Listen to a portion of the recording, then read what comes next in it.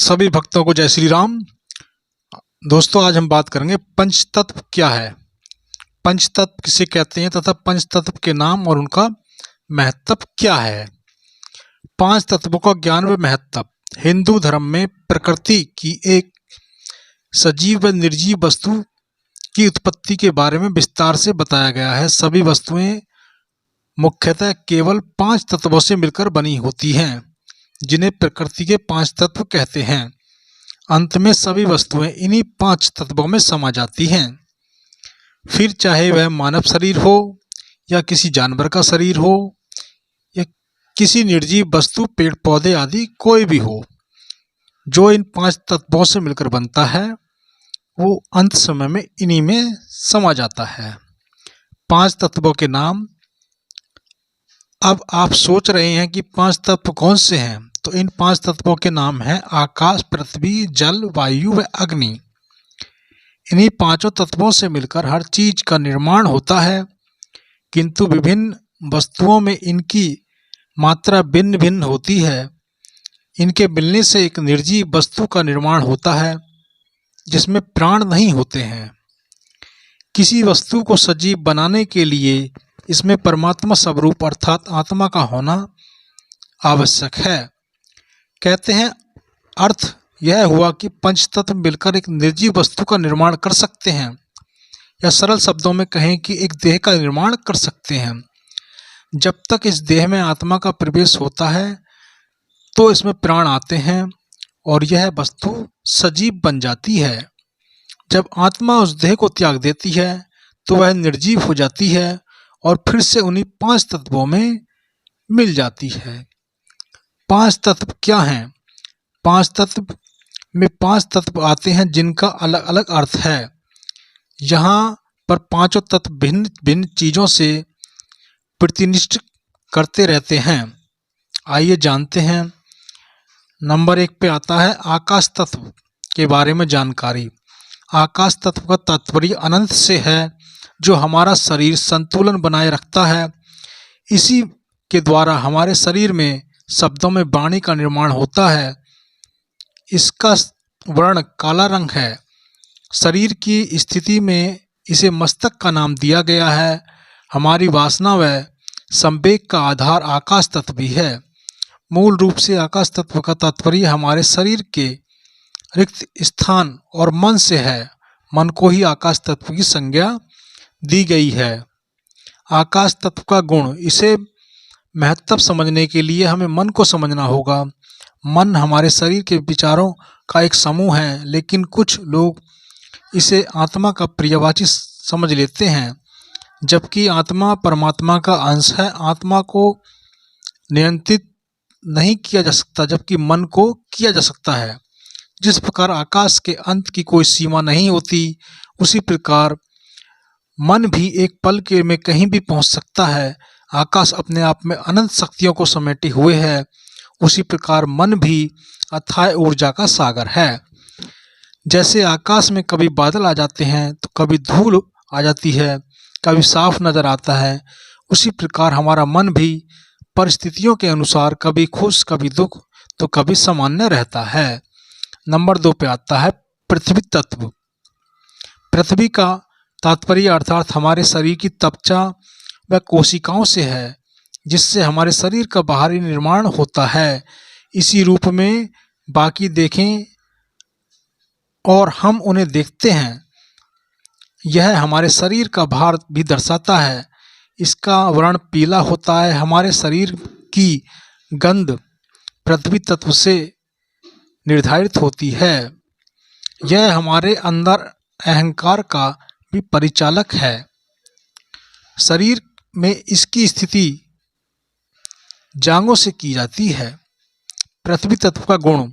हमारे शरीर में हाड़, मांस, मांसपेशियां, कोशिकाएं, त्वचा इत्यादि पृथ्वी तत्व के अंतर्गत आते हैं। कहने का तात्पर्य यह हुआ कि हमारे शरीर को दिखने और महसूस होने वाली ज़्यादातर चीज़ों का निर्माण पृथ्वी तत्व से होता है। गुरुत्वाकर्षण के बल और चुंबकीय गुण भी पृथ्वी तत्व की विशेषताएं हैं, जो हमें पृथ्वी पर टिकाए रखती हैं और हमें अपना भार महसूस कराती हैं।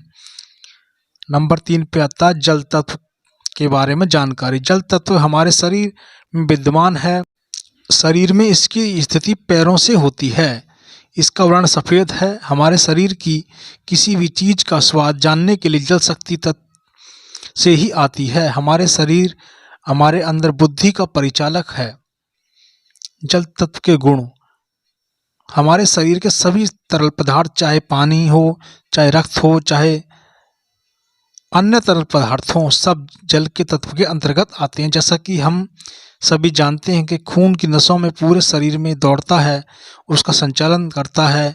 इस प्रकार जल तत्व शरीर के संचालन, सभी पोषक तत्वों और ऊर्जा का वितरण में महत्वपूर्ण भूमिका देता है। हमारे शरीर में लगभग 70% जल ही पाया जाता है। नंबर 4 पे आती है वायु। वायु हमारे शरीर में गतिशीलता का परिचालक है, जिससे हमारे शरीर में वेग या गति का निर्माण होता है। शरीर में स्थित इसकी नाभि से होती है। वह इसका वर्ण नीला या भूरा होता है। वायु की प्रकृति अनिश्चित होती है। हमारे शरीर में स्पर्श करने की शक्ति और उसकी अनुभूति वायु तत्व से ही होती है। वायु तत्व के गुण। जिस भी जीव में प्राण है उसमें वायु तत्व पाया जाता है। जब भी किसी की मृत्यु हो जाती है तब हम सबसे पहले यही देखते हैं कि उसकी सांसें चल रही हैं या नहीं चल रही हैं। उसकी सांसें बंद हो गई अर्थात मनुष्य में वायु तत्व नहीं रहा। इसका अर्थ वह मनुष्य जीवित नहीं रहा। वायु तत्व हमारे शरीर में प्राणवायु अर्थात ऑक्सीजन के रूप में विद्यमान है। नंबर 5 पे आता अग्नि तत्व।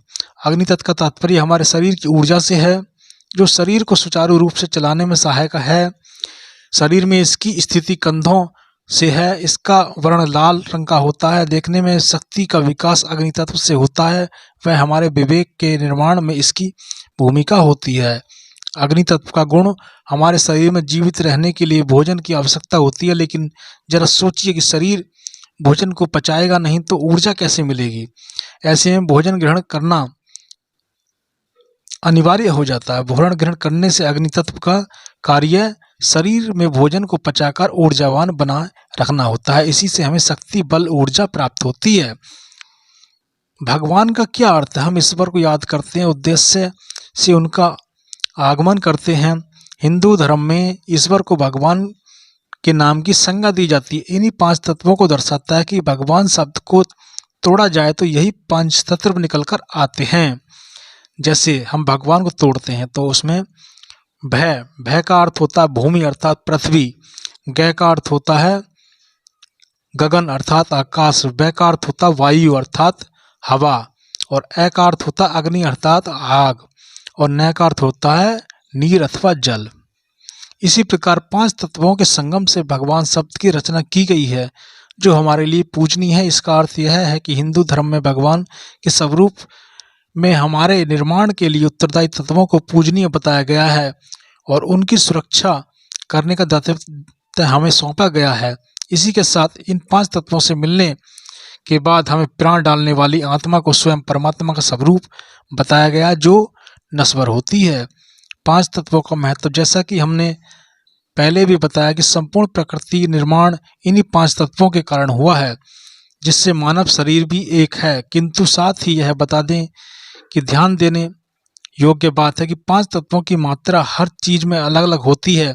साथ ही यह भी आवश्यक नहीं कि हर चीज में यह 5 तत्व उपस्थित हों, अर्थात किसी चीज में कोई तत्व नहीं होगा तो किसी में कोई नहीं। किसी में किसी तत्व की मात्रा कम होती है, किसी में ज़्यादा होती है। इन्हीं 5 तत्वों की विभिन्न मात्राओं से और योग से ही विभिन्न वस्तुओं के विभिन्न रूप और गुण निर्धारित होते हैं। जैसे कि मानव शरीर, हमारे मानव शरीर इन 5 तत्वों से ही समावेश होता है, जिसकी मात्रा भी निश्चित है। यदि मानव शरीर में इनमें से कोई भी एक ऊपर नीचे होता है या कोई तत्व कम नहीं कर पाता तो वह रोग से की उत्पत्ति हो जाती है, जिससे फलस्वरूप मनुष्य बीमार पड़ जाता है। फिर हम विभिन्न माध्यम से, चाहे वह योग हो, आयुर्वेदिक हो, दवाइयाँ हो, अंग्रेजी दवाइयाँ हो, उनकी सहायता से उस तत्व को ठीक करने की काम करते हैं ताकि शरीर का संचालन सुचारू रूप से चलता रहे। 5 तत्व में विलीन, जैसा कि हमने आपको ऊपर बताया कि 5 तत्वों में इतनी शक्ति नहीं है कि वे एक सजीव जीव का निर्माण कर सकें, क्योंकि वह शक्ति केवल परमात्मा ईश्वर से है। ठीक उसी प्रकार 5 तत्व मिलकर एक मनुष्य देह का निर्माण कर सकते हैं, लेकिन उसमें प्राण नहीं डाल सकते हैं। उसके लिए परमात्मा का अंश आत्मा की आवश्यकता होती है, जो 5 तत्वों से बने उस मानव शरीर में प्राण लेकर आती है। उसी प्रकार परमात्मा की आज्ञा से जब मनुष्य उस शरीर को त्याग कर देती है तो शरीर में पुनः निर्जीव अवस्था में आ जाता है। इससे मनुष्य आत्मा का प्रवेश नहीं हो पाता। इसलिए हिंदू धर्म में दाह संस्कार की प्रथा शुरू की गई थी, जिसके अनुसार इस शरीर का अंतिम संस्कार करके उसे पुनः इन 5 तत्वों में मिला दिया जाता है।